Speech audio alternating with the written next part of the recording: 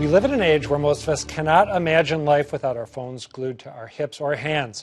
We rely heavily on them to stay connected. Many of us talk with family, friends, or colleagues through text messages multiple times a day. But is there a point at which that constant communication becomes too much and can be used as a tool to control rather than just check in? That is one of the arguments prosecutors are making in the case against Inyoung You, who they've charged with involuntary manslaughter in the death of her boyfriend, Alexander Urtula. Urtula killed himself the morning he was supposed to graduate from Boston College this past May as You looked on. Her attorneys say she tried to stop him, but the way she found Urtula was by tracking the location of his phone, as prosecutors say she often did. And in fact, they'd exchanged more than 75,000 texts over a 2-month period, including hundreds of times she told him to, quote, go kill yourself or go die, saying the world would be better off without him. And when Suffolk County DA Rachel Rollins announced the charges, she said there was a clear pattern. Miss You was physically, verbally, and psychologically abusive. She was aware of his spiraling depression and suicidal thoughts brought on by her abuse, yet she persisted, continuing to encourage him to take his own life. The case has many similarities to that of Michelle Carter, who was convicted of involuntary manslaughter for telling her friend Conrad Roy to kill himself through text and phone calls when he was having second thoughts. Her lawyers have since filed an appeal with the Supreme Court. I'm joined now by Nancy Rappaport, an associate professor of psychiatry at Harvard Medical School and child psychiatrist at the Cambridge Health Alliance, and Meredith Gansner, a child and adolescent psychiatrist at Cambridge Health Alliance, who teaches at Harvard Medical School as well. Thank you for being here. Let me start off by asking the two of you, do you think that DA Rollins is doing the right thing bringing charges in this case? I'm not as prepared to talk about the forensic side of it, but what I want to emphasize is the characteristics that are particularly troubling when you think about suicidal youth and how someone may get to the point where they would think they're expendable. And that's the dangerous part, is when you have someone who thinks of themselves as a perceived burden that can be a toxic thought. So many times when you see a completed suicide, families will say, if only I had known that this child or this teenager perceived themselves as a burden, I would have been able to give them a lifeline and let them know that our lives will never be the same. And we all wish we could have had that opportunity with Alexander. I don't want to stress the legal piece too much, but I got to ask you the same question from your vantage point. Does this seem like the right move by the DA? I think it's important to remember that suicides have many reasons behind them. I think Alexander's depression shouldn't be discounted as a reason that he may have taken his own life. And obviously I can't speak to the forensic part, same as Nancy, but I think this is something that at least is getting a lot of attention now in terms of the impact that texting and particularly cyberbullying by texting can have on an individual who is really very vulnerable, like Alexander clearly was.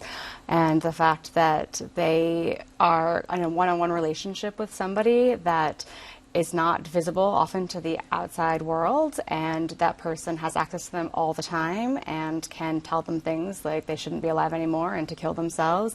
And in contrast to other social media sites, there are no other people watching what's happening. We were talking about that in the newsroom before the show, and one colleague was suggesting, well, maybe it's better because you're not being humiliated in front of all these other people who know you, but the counter-argument is no one can come to your aid, right? Well, you're not being humiliated, but the other thing about it, about when you talk about the forensic part, is there's a record now. There's a lot of people have not.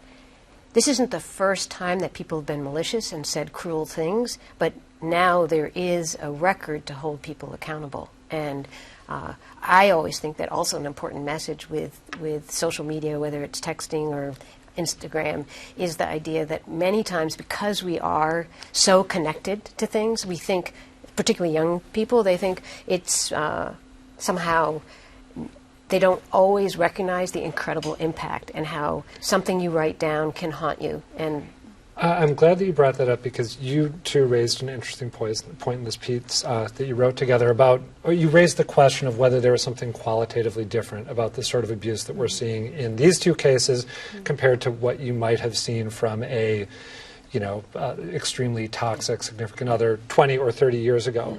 What is your take on that? Because obviously people have been able to be horrible to other people for millennia. It's something we're terribly good at. But in this case, you have abuse being delivered frequently not face-to-face, right? Not only not face-to-face, but there's no time limit to it. You can do it 24/7. And so you don't have to be in physical proximity, and you don't have to, and the worrisome part is you don't see the impact of what your words are. So that's the insidious nature sometimes of texting, knowing that, oftentimes we text because of intimacy, and that's also the tricky part about this, is particularly in digital intimate cyberbullying, because initially it can start that you're in constant contact, and that can feel affectionate, right, that can feel intimate, that can feel like, oh wow, he likes me or she likes me, but then it can swerve into jealousy and control. So that intermittent reinforcement of he or she likes me to now not being able to recognize that you've crossed into a controlling aspect of it is the challenging part. My assumption is, I think I talked over you. What were you going to say? No, I think what's important to remember, too, is that while there are many ways to cyberbully, sometimes the definition of cyberbullying can be a little confusing to someone who is being cyberbullied. And certainly if someone's in a relationship with somebody, as you said, it can be hard to actually realize that they are in fact being abused.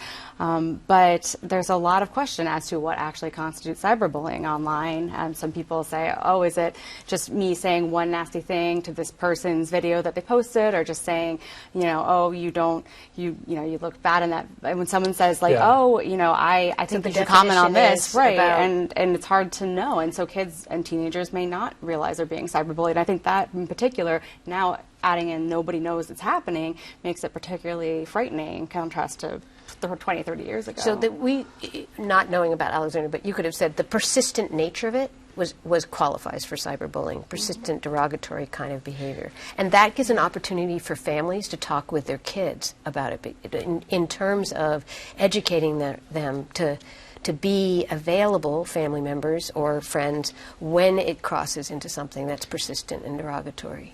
Let's talk more about that. And I have a teenage daughter, and I don't want to air too much familiar dirty laundry here, but I tell her we say hello. I have never gone into her text to try to figure out what's going on. And you can keep tabs, to the point you raised earlier. You can keep tabs on social media, or at least it's easier to imagine doing that, but texts are much more intimate and private. So what is the right way for parents or loved ones to try to lay groundwork that would prevent someone they love from going through something like this? Also, I wanted to add quickly that with Snapchat, the whole point of it is that it can disappear. It's ephemeral, right. So now we have things that there is no record for, and that you can have a texting thread that disappears, and so that's a new challenge. Yeah, for sure. But I always say, first of all, even though for many of us who are over 35, the cyber world feels very intimidating, the relationship is central to navigating this. So I would say one thing is, if your kid is in trouble, I have a much more intrusive way of encouraging parents to be aware of what their child's texting. So if your child disappears, for instance, and you don't know where they are, and it's 2 o'clock in the morning, I would say collect phone numbers of their friends and feel free to call them and say, I don't know where my daughter is. Do you happen to know where they are? Not your daughter, but a daughter. And that if you're really concerned that there may be an abusive relationship, I would think reading their texts is something that, I don't know if you disagree, but you might because of privacy. Well, I think it depends on the case for sure. I mean, in something like this where someone is very depressed, and I always say in cases, like I work on an inpatient unit, in cases where cyberbullying has brought them in, I am very clear with parents that there needs to be some amount of trust that the child can go to the parent and talk to them when they're being cyberbullied. So safety is obviously first and foremost the biggest thing. But I do think that the key is really before they get the cell phone to have a conversation about when you will be looking at their texts.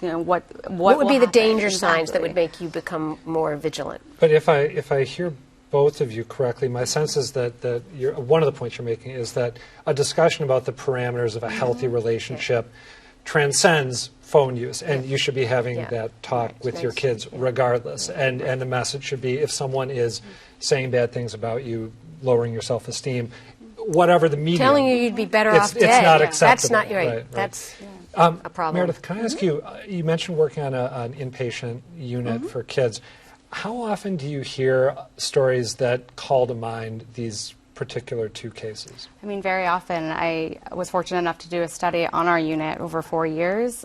We looked at all the records of patients that consented to let us look at their records, and we found that overall a third of them were related in some way to digital media use, their admissions themselves. So it's becoming a huge issue, and 1 in 10 was directly due to cyberbullying. So it's not something that is foreign to us on inpatient units. I've been to numerous conferences where people all the time are saying our patients are coming in being cyberbullied mercilessly and no one has intervened.